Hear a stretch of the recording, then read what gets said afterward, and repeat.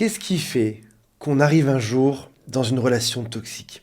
Et surtout, qu'est-ce qui fait qu'on répète ça continuellement? On tombe toujours sur des gens toxiques. Il y a une forme de violence là-dedans pour notre propre vie. Il y a aussi une forme de fatigue au bout d'un moment. C'est de se dire pourquoi est-ce que je tombe toujours là-dessus? Et la vraie question, c'est comment faire pour en sortir. On va parler de ça aujourd'hui et j'aimerais vous prouver, j'aimerais vous démontrer que vous avez affaire à des gens qui ne sont pas ce qu'ils prétendent être.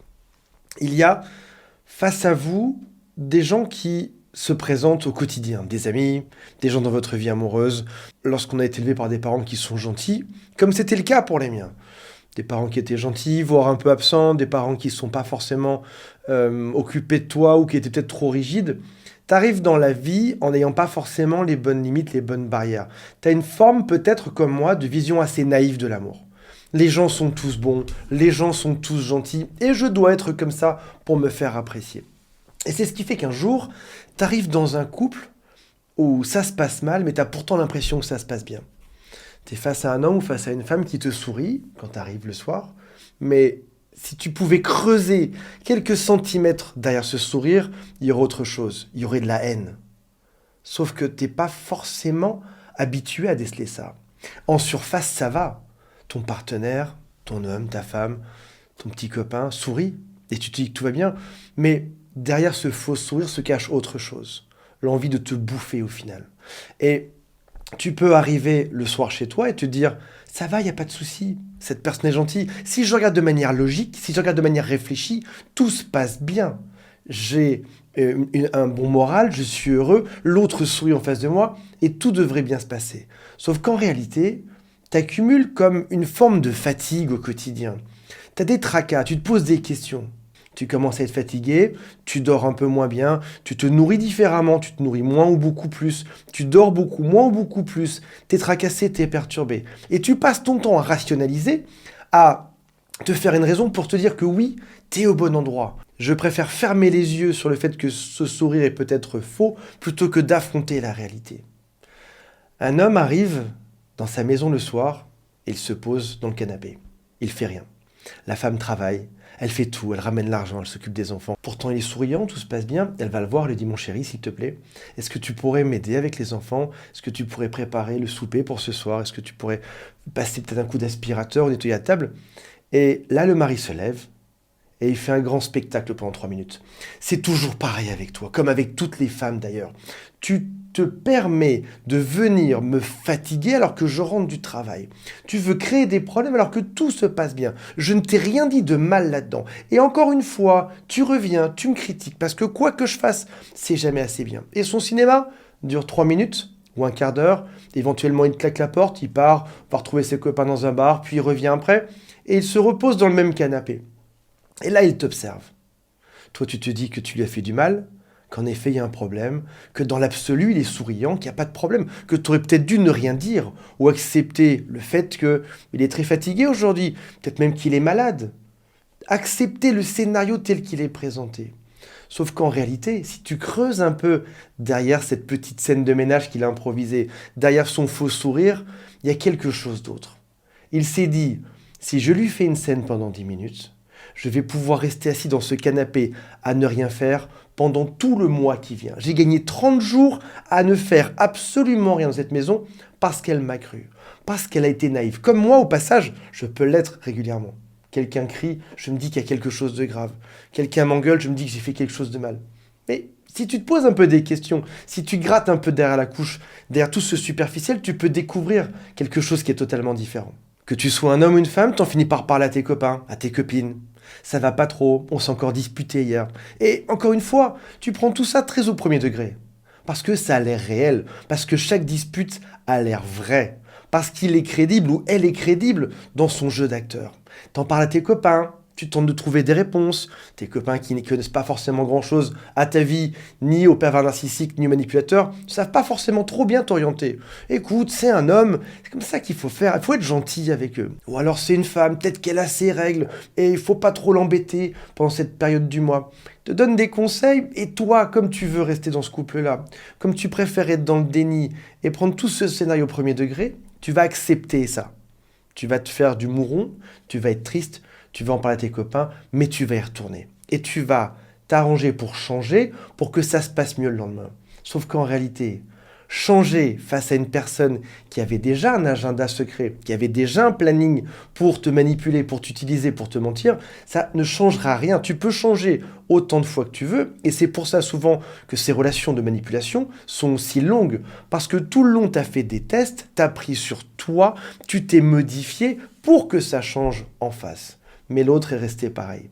Quoi que tu fasses, il t'envoie dans le décor. Peut-être même qu'il va changer son scénario de temps en temps pour que tu aies l'impression qu'il y ait une forme d'amélioration, mais ça revient toujours à l'état initial, c'est-à-dire au drame. T'essayes de croire en ce qu'il te dit, t'essayes de faire des efforts, t'essayes de changer, t'essayes de le changer, t'essayes de lire des livres, des vidéos, mais tu crois toujours ce qu'il y a en surface. Et ça vient détériorer doucement ta santé.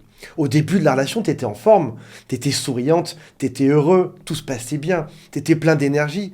Et puis tous ces drames, toute cette fausseté que tu observes autour de toi, te rend malade au sens psychologique et même au sens physique. Oui, en apparence, tout va bien, il n'y a pas de problème. Quand vous recevez les copains, c'est souriant. De temps en temps, il est gentil. Il est même majoritairement gentil. C'est juste que tous les 2-3 jours, il y a un drame. Toutes les semaines ou toutes les 3 semaines, on se sépare. Mais à part ça, ça va, il est gentil. Tu compenses en permanence son propre état. Il est triste et malheureux, tu te forces à être heureuse à sa place. Il fait un drame, tu te forces à tout calmer parce que tu crois en son jeu. Parce que tu penses que tu as affaire à une personne qui est honnête. Et en plus, tu es de plus en plus fatigué, ce qui est en train de ralentir ton cerveau, tu es moins capable d'analyser avec le temps à qui tu as affaire. Tu es en train de t'embourber dans une situation qui t'engloutit doucement. Quand ma relation s'est arrêtée, j'étais à genoux, j'étais par terre, j'étais à plat, psychologiquement, physiquement détruit. Il aura fallu du temps pour que je m'en sorte, pour que je me relève, pour que ça reparte. Et surtout, il aura fallu du temps pour que je comprenne que parfois les gens en face de moi font du cinéma. Aujourd'hui, si quelqu'un crie sur moi, si quelqu'un me critique, même sur quelque chose qui est vrai, j'ai 3-4 kilos en trop, quelqu'un me dit Antoine, t'es grassouillé, t'es gros, c'est intéressant. Même sur ce qui est vrai, je vais me demander quelle est la motivation qu'il y a derrière ça. Pourquoi est-ce que tu me dis ça? Parfois, je suis pas de bonne humeur, quelqu'un en profite et me fait des reproches. Tiens, stop, intéressant. Je croise les bras et j'observe. Et je me dis, pourquoi est-ce que cette personne est en train de me faire un drame? Quel est son objectif derrière ça? Qu'est-ce qu'il souhaite réellement? Est-ce qu'il est sincère ou pas? Oui, ça a l'air vrai. Je dois reconnaître, oui, en effet, cette personne a vraiment l'air fâchée après moi quand je dis quelque chose de mal. Cette personne a vraiment l'air de me faire des critiques ou de me taquiner de manière méchante. Pourquoi est-ce que cette personne fait ça? Est-ce que c'est pour prendre le dessus? Est-ce que c'est pour me faire accepter quelque chose? Est-ce que c'est pour augmenter sa propre valeur? Il y a un objectif et je vais le découvrir. On ne peut pas découvrir quelqu'un quand tout se passe bien. Ce serait un peu comme partir dans la forêt et se parler tout seul. Quand ça se passe bien, il n'y a pas de répondant. Tu es avec des gens qui pensent comme toi, qui réfléchissent comme toi, qui ne vont rien t'apprendre. Il faut se confronter pour découvrir à qui on a affaire.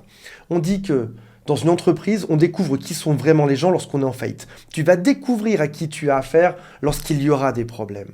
Il y a un drame en face de toi, génial. Tu as l'opportunité de découvrir à qui tu as affaire.